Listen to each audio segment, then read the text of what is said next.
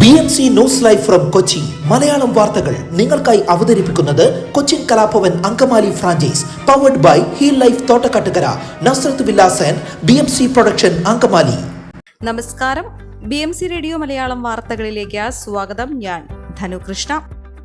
കോഴിക്കോട്ട് നിന്ന് വിനോദയാത്രയ്ക്കായി കൊച്ചിയിലെത്തിയ സ്പെഷ്യൽ സ്കൂളിലെ കുട്ടികളടക്കം 75 പേർക്ക് ഭക്ഷ്യവിഷബാധ. ഛർദിയും വയറിളക്കവുമായി ഇവരെ എറണാകുളം ഗവൺമെന്റ് മെഡിക്കൽ കോളേജ് ആശുപത്രിയിൽ പ്രവേശിപ്പിച്ചു. ആരുടെയും നില ഗുരുതരമല്ല. രാത്രി 9:30 മണിയോടെയാണ് കുട്ടികൾ ആശുപത്രിയിൽ ചികിത്സ തേടിയത്. കോഴിക്കോട് കട്ടിപ്പാറ കാരുണ്യതീരം സ്പെഷ്യൽ സ്കൂളിലെ കുട്ടികളും അധ്യാപകരും രക്ഷിതാക്കളും 12 മണിക്കാണ് മറൈൻ ഡ്രൈവിലെത്തിയത്. അവിടെ നിന്നും സ്വകാര്യ ട്രാവൽ ഏജൻസി ഏർപ്പെടുത്തിയ ബോട്ടിൽ കയറി യാത്ര ചെയ്തു.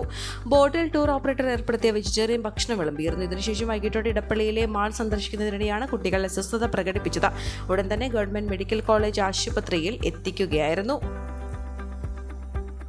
ശ്രീ പൂർണ്ണത്രയീശ ക്ഷേത്രത്തിലെ വൃശ്ചികോത്സവത്തോടനുബന്ധിച്ച് കൊച്ചി മെട്രോ സർവീസ് സമയം നീട്ടുന്നു. നവംബർ 29 മുതൽ ഡിസംബർ 6 വരെ തൃപ്പൂണിത്തുറയിൽ നിന്ന് ആലുവ ഭാഗത്തേക്ക് രാത്രി 11:30 വരെ കൊച്ചി മെട്രോ സർവീസ് നടത്തുന്നതാണ്. രാത്രി 10:30 ശേഷം 20 മിനിറ്റ് ഇടവേളകളിലായിരിക്കും തൃപ്പൂണിത്തുറ മെട്രോ സ്റ്റേഷനിൽ നിന്നുള്ള സർവീസ്. രാത്രി 11:30 തൃപ്പൂണിത്തുറ മെട്രോ സ്റ്റേഷനിൽ നിന്നുള്ള അവസാന സർവീസ്. ഉത്സവത്തിന് എത്തുന്നവർക്ക് സുരക്ഷിതമായി മടങ്ങുവാൻ ഈ അധിക സർവീസുകൾ സഹായകമാകും.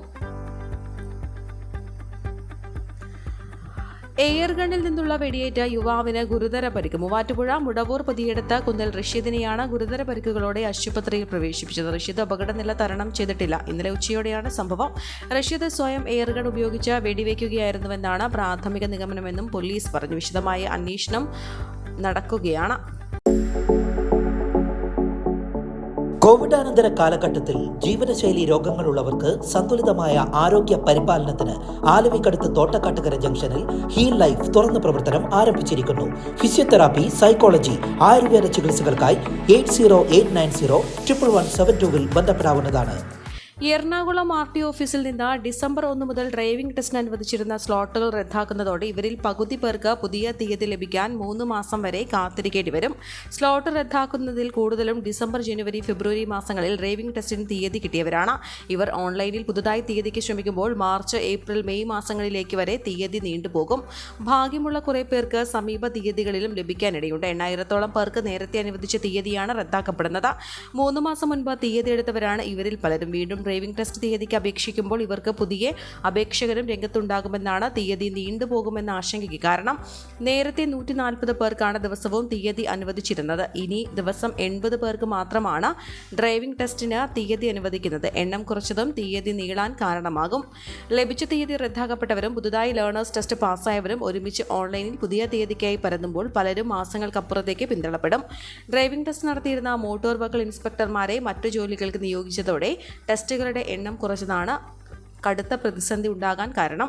നേരത്തെ ഒരു മോട്ടോർ വെഹിക്കിൾ ഇൻസ്പെക്ടർ 40 പേരുടെ ഡ്രൈവിംഗ് ടെസ്റ്റ് എന്ന കണക്കിൽ 30 മോട്ടോർ വെഹിക്കിൾ ഇൻസ്പെക്ടർമാർ ചേർന്നാണ് 120 പേരുടെ ഡ്രൈവിംഗ് ടെസ്റ്റ് നടത്തിയിരുന്നത്. ഇവരിൽ ഒരാളെ പിൻവലിച്ചതോടെയാണ് ടെസ്റ്റുകളുടെ എണ്ണം 80 കുറച്ചത്.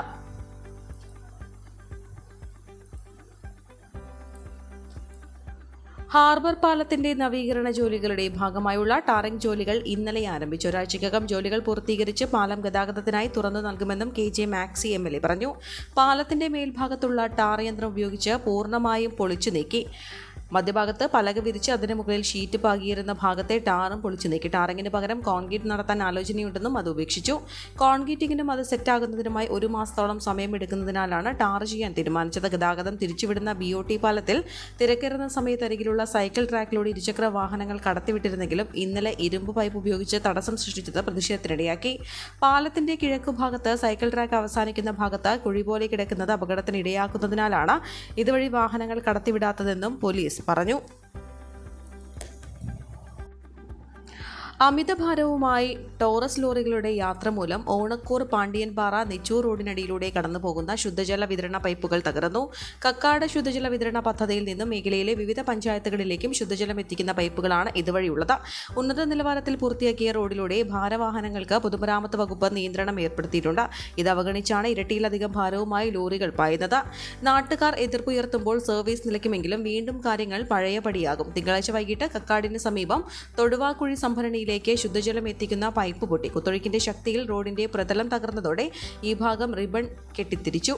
റോഡിൽ പലയിടത്തും നേരത്തെയും പൈപ്പ് പൊട്ടിയിരുന്നു. അറ്റകുറ്റപ്പണികൾക്ക് കുഴിക്കുന്ന ഭാഗം മണ്ണിട്ട് നികത്തുകയാണ് പതിവ്. വാഹനങ്ങൾ കയറിയിറങ്ങി ദിവസങ്ങൾക്കുള്ളിൽ ഈ ഭാഗം കുഴിയായി മാറും.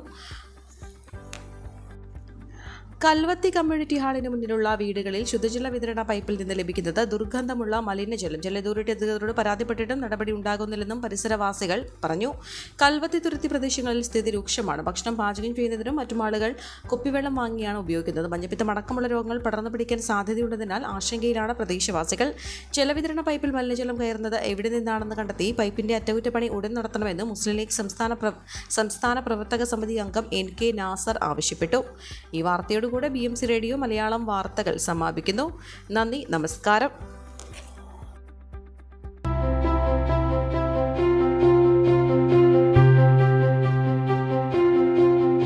അങ്കമാലി പ്രദേശത്തെ കലാവിദ്യാർത്ഥികൾക്ക് സുവർണ അവസരം. ലോക പ്രശസ്ത കലാവിദ്യാലയമായ കൊച്ചിൻ കലാഭവന്റെ അങ്കമാലി ഫ്രാഞ്ചൈസി കരയാമ്പറമ്പിനടുത്ത് എളവൂർ കവലയിലുള്ള സ്പ്രിംഗ്ഫീൽഡ് കെട്ടിടത്തിൽ പ്രവർത്തനം ആരംഭിച്ചിരിക്കുന്നു. Classical dance, cinematic dance, Carnatic music, Zumba dance എന്നീ വിഷയങ്ങളിൽ പ്രഗത്ഭരായ അധ്യാപകർ ക്ലാസുകൾ നയിക്കുന്നു. കൂടുതൽ വിവരങ്ങൾക്ക് ബന്ധപ്പെടുക 9995208614.